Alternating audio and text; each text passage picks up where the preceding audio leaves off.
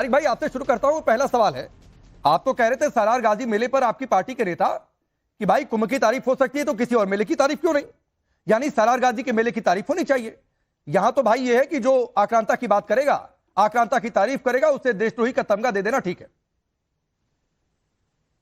देखिए, ऐसा है कि अगर सैयद सलार मसूद गाजी रहमतुल्लाह अलैह की बात करेंगे तो उनकी दरगाह पर हजारों हजार हिंदू आते हैं, आपको पता है ये बात। और आप जो ये कर रहे हैं यहां पर बैठकर, इससे ये हिंदू मुसलमान की बात नहीं है, ये लोगों की आस्था की बात है। और आप उनकी आस्था पर ठेस पहुंचा रहे हैं जो लोग बहराइच और आसपास के जगह पर रहते हैं। इसलिए मैं आग्रह करता हूं आपसे कि इस तरीके की बातें, ठीक है और लोग होंगे, मगर जितनी आस्था सैयद सलार मसूद गाजी के लिए लोग रखते हैं।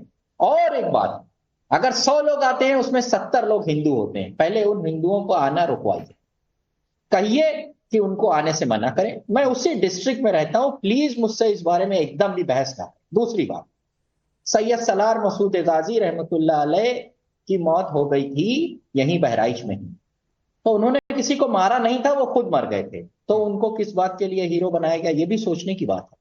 जैसे ठीक है, औरंगजेब ने लोगों को मारा, वो तो यहां खुद ही मर गए थे, उनको सुहेल देव ने मार दिया था, हो गया। तो किस बात का उनके लिए महिमा मंडन हो गया आपका गाजी प्रेम? महिमा मंडन नहीं, गाजी हो गया प्रेम आपका नहीं गाजी है। प्रेम? ये सिर्फ मेरा प्रेम नहीं है, ये नहीं, आपका प्रेमी है। महमूद गजनवी का भांजा आपका प्रेमी हो गया, जिसने सोमनाथ मंदिर को लूटने के लिए जो गया वो आपका प्रेमी हो गया।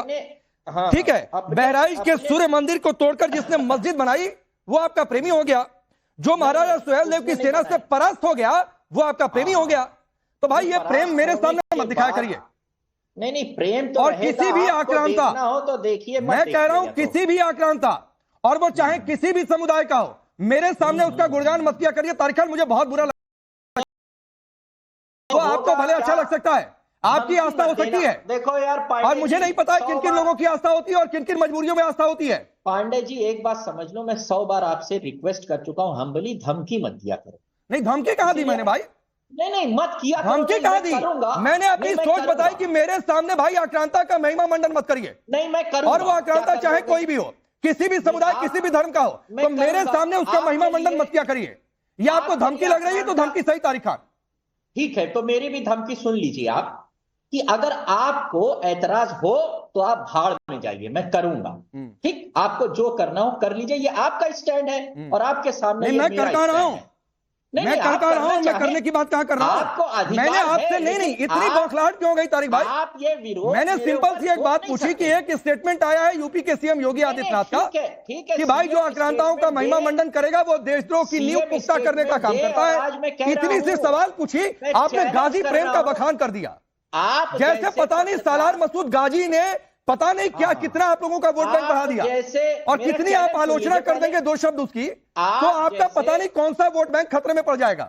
मेरा चैलेंज है आप जैसे बीजेपी के पत्रकारों को और पूरे भाई तारिक खान, ये बहुत पुराना स्टैंड हो गया है भाई, बहुत पुरानी स्टाइल हो गई है, कुछ नया लेकर आइए।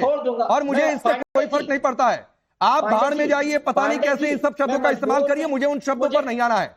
मुझे मजबूर मत करिए। नहीं, क्या मजबूर मत करिए? एक सिंपल सी बात, सालार मसूद गाजी का आपको इतनी चुभ जा रही है भाई, औरंगजेब की बात इतनी चुभ जा रही है, अबू मोहम्मद खान को लेकर मेरठ में उसकी कब्र को हटा दिया जाए मांग कर रहे हैं लोग। मैं सवाल पूछ रहा हूं कि भाई क्यों आक्रांता? आप बात करिए ना, इस देश में नायक कम है क्या? आप अपना हर समुदाय में, हर जाति में नायक आपको मिलेंगे, करिए ना उनका महिमा मंडन, जातियों से ऊपर उठकर, समुदाय से ऊपर उठकर। कम है क्या नायक? अभी प्रियंका जी मैं गिनवाऊंगा, मैं पूछूंगा आपको, गिनवा देंगी, हर समुदाय में नायक गिनवा देंगी, तो अपने राष्ट्र के नायक कम है क्या? मुझे 10 सेकंड भी आप बोलने नहीं दे रहे हैं। अपना हिंदू 10 सेकंड क्या, आपको 2 मिनट अनइंटरप्टेड दिया, उसके बाद सवाल पूछा। 2 मिनट नहीं, 50 सेकंड दिया। अब चुप जाइए, 20 सेकंड के लिए चुप जाइए। चलिए, मुंह में मीटर लगा होता आपके तो एरर बताता, इतना बोल चुके, चुप जाइए थोड़ी देर। अब सुन लीजिए मेरी बात, प्लीज, हम्बल रिक्वेस्ट कर रहा हूं।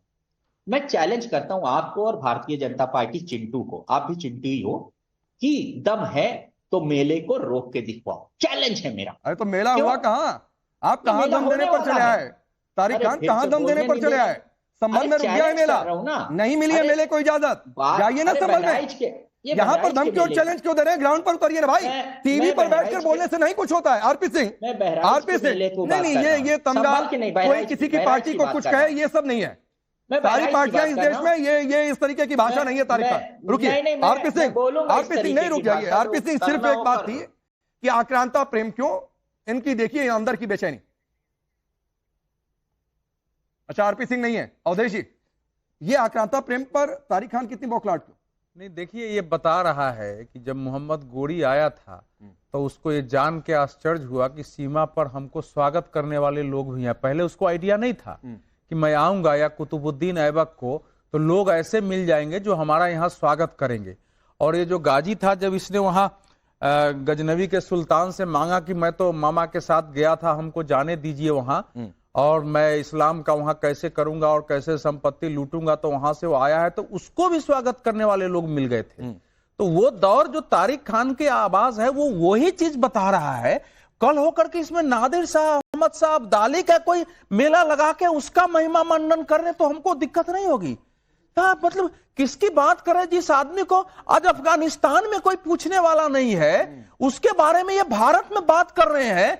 अच्छा, हिंदू तो वहां जाते ही थे, हिंदुओं को पूछ पाते नहीं था कि किसके बारे में जा रहे हैं, सूफी संत है।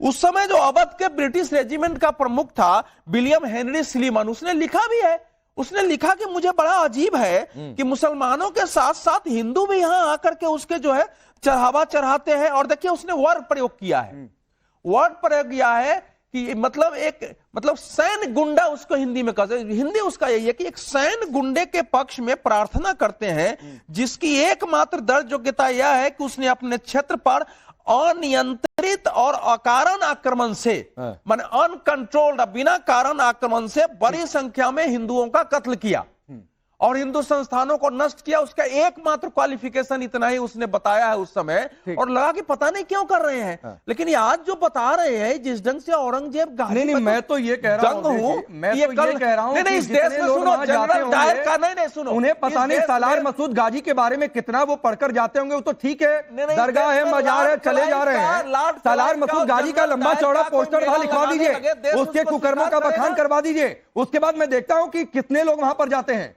ना भीड़ कम गई तो तारिक खान बात करिएगा आगे। चलिए, प्रियंका भारती जी, आपकी पार्टी की ओर से कहा गया, कल इस पर चर्चा भी हुई कि भाई औरंगजेब की कब्र खोदना देश की कब्र खोदने जैसा। क्यों भाई? और फिर ऐसे लोगों को देशद्रोही कहे जाने की शुरुआत तो हो गई है, क्योंकि यूपी से यह बात उठी है और यह गलत नहीं है। नागपुर में जो हिंसा हुई उसका कनेक्शन बांग्लादेश में बैठकर आदमी वीडियो पोस्ट कर रहा है, भड़काऊ बातें कर रहा है, अफवाह फैला रहा है जिसमें सच्चाई नहीं है।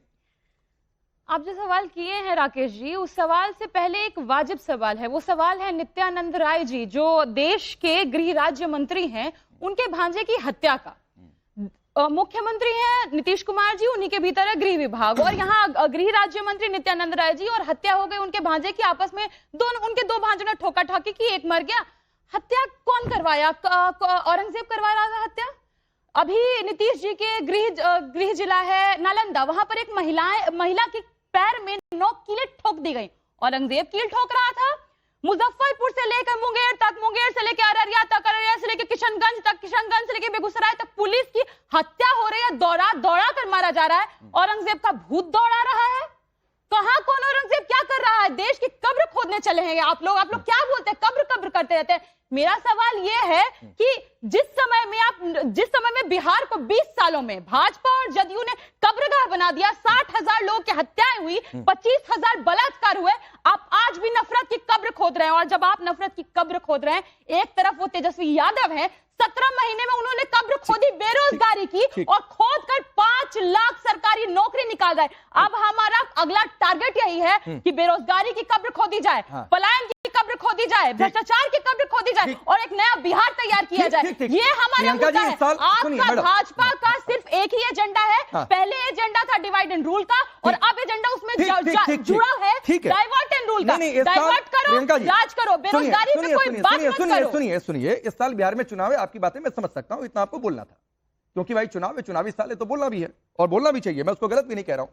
लेकिन मैं क्राइम डेटा पर नहीं जा रहा हूं। जब आप लोगों की सरकार थी और उस समय जितनी घटनाएं हुई, तो क्या और किसका भूत करवा रहा था, मैं पूछूं तो डिबेट डिरेल होगा, इसलिए मैं उधर जाना नहीं चाहता हूं।